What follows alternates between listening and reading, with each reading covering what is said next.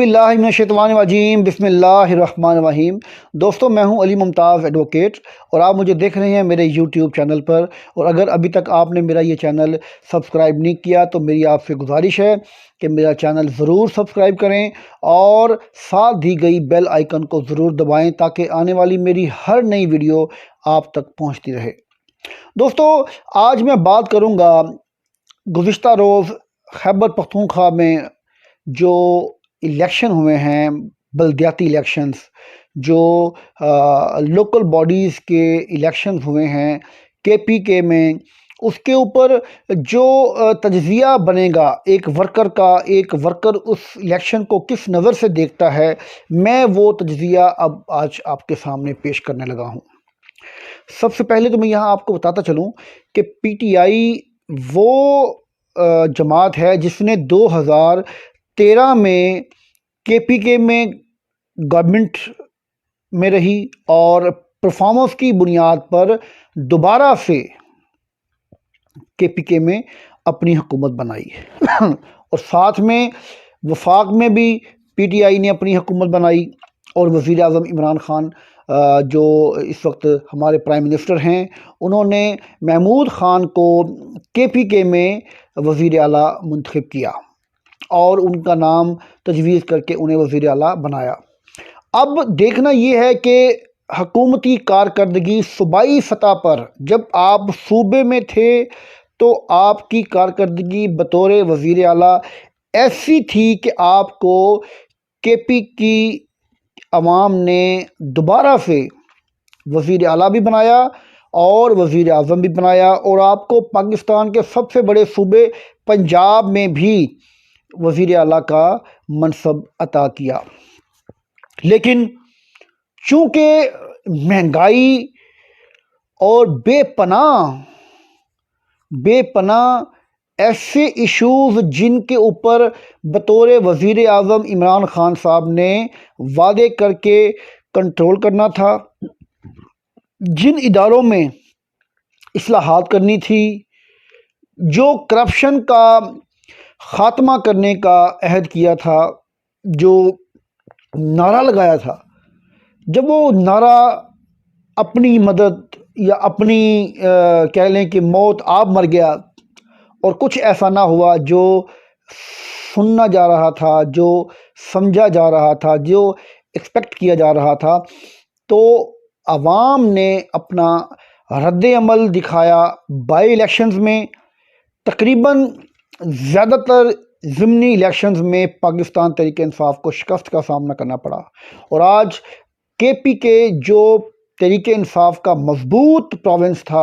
وہاں پر جو بلدیاتی الیکشنز کا نتیجہ آپ کے سامنے میں پیش کرنے جا رہا ہوں وہ بڑا حیرت انگیز ہے، جس میں بڑے بڑے برج الٹ دیے گئے ہیں اور پاکستان تحریک انصاف تقریباً وہاں پر ہار چکی ہے۔ لیکن یہاں پر قابل غور بات یہ ہے کہ جسے ہم مولانا ڈیزل کہتے تھے وہ نمبر 1 پہ چلی گئی ہے، اور لوگوں نے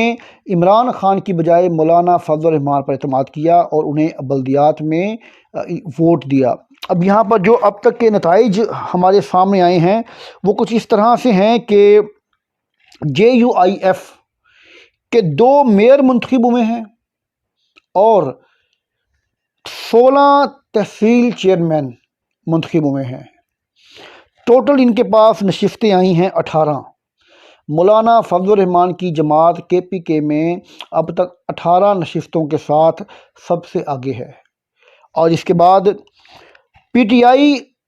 کوئی میئر نہیں بنا سکی، PTI کا کوئی میئر منتخب نہیں ہوا، اور تحصیل چیئرمین میں 14 نشستیں PTI حاصل کر چکی ہے، جبکہ JUIF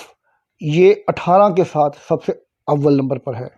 یہاں پر ANP کی بات کریں تو ANP کا 1 میئر منتخب ہوا ہے KPK میں، اور 7 تحصیل چیئرمین منتخب ہوئے ہیں۔ اس طرح سے ANP دوبارہ اپنا وجود برقرار رکھنے میں یا بنانے میں یا اپنا وجود ثابت کرنے میں کامیاب ہوئی ہے، اور 8 نشستیں انہوں نے اب تک ون کی ہیں۔ اس کے بعد انڈیپینڈنٹ کی بات کریں تو 8 انڈیپینڈنٹ امیدوار جیتے ہیں۔ PMLN جو ہے وہ صرف 3 نشستوں پر کامیاب ہو سکی۔ اس کے علاوہ JI جماعت اسلامی 2 نشستیں لے سکی، پاکستان پیپلز پارٹی 1 اور TIP نے 1 نشست حاصل کی ہے اب تک۔ یہاں پر قابل غور بات یہ ہے کہ KPK جو ایک مضبوط ترین صوبہ سمجھا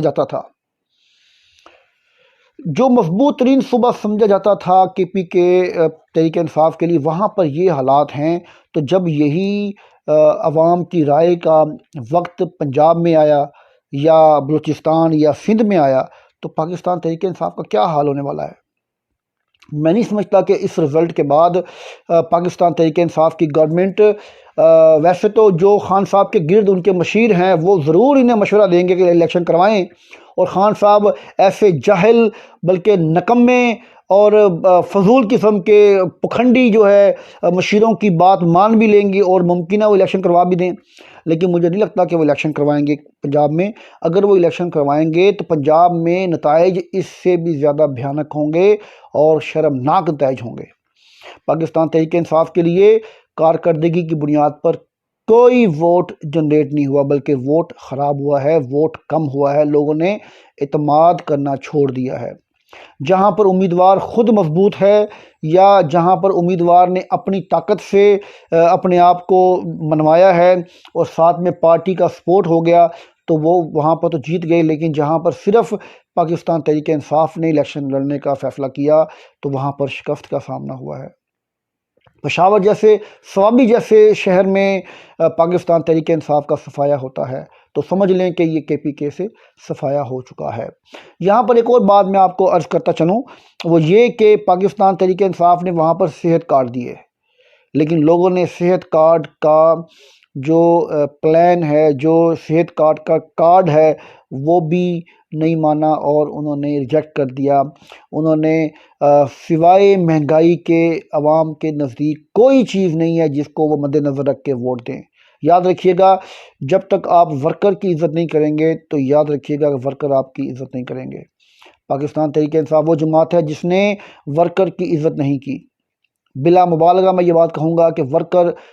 نے، اگر کسی جماعت نے ورکر کی عزت نہیں کی تو اس کا انجام بہت برا ہوا ہے، اور یہاں پر پاکستان تحریک انصاف کے ساتھ بھی ایسا ہونے جا رہا ہے۔ اگر عمران خان وزیر اعظم پاکستان نے، ہمارے قائد نے ہوش کے ناخن نہ لیے اور اس بات کو نہ سمجھا اور حالات کو نہ جانچا، نہ جانا، نہ ماپا،